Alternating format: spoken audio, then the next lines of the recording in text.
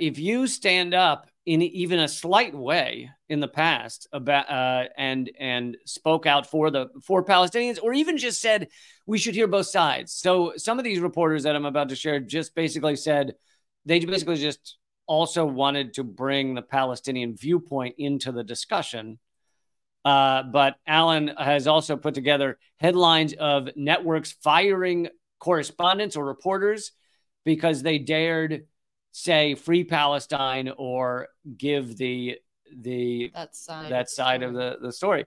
One is CNN fired Mark Lamont Hill, who was kind of a rising star over there, in the wake of remarks criticizing Israel and calling for a free Palestine.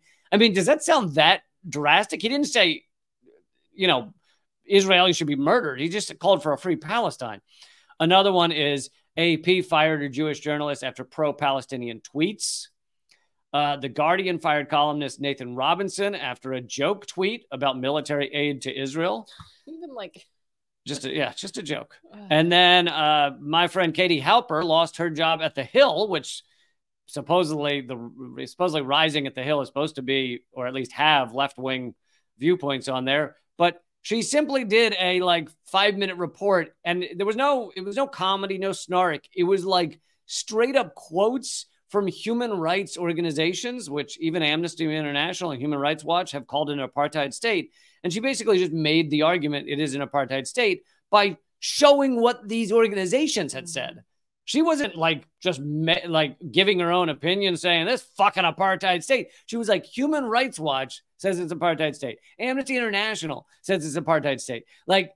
These are not leftist organizations. These, in many ways, Human Rights Watch has worked to actually further the U.S. empire. Well, but the UN says that, has called for an end to the Israelis' bombardment of Gaza. The UN is certainly not some fucking leftist cabal.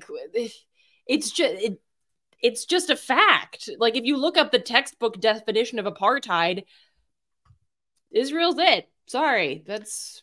Yeah, and of course, Alan wasn't putting them all in there. There are others who were pushed out or fired. Sometimes they're pushed out in a way that is unclear.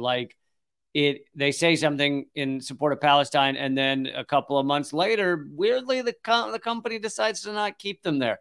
A good example is Rick Sanchez, who I worked with at RT, but he'd been at all the major networks. But his time at CNN basically came to a close soon after he had on a Israeli representative or someone giving the Israeli viewpoints.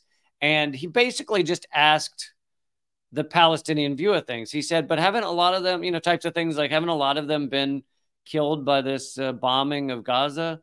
Those type of questions. And he was pushed out soon after. So this is how you end up with a media that is so insanely propagandistic for the Israeli state. Also, the fact that Israel is basically a vassal state to the United States, so we kind of want it there.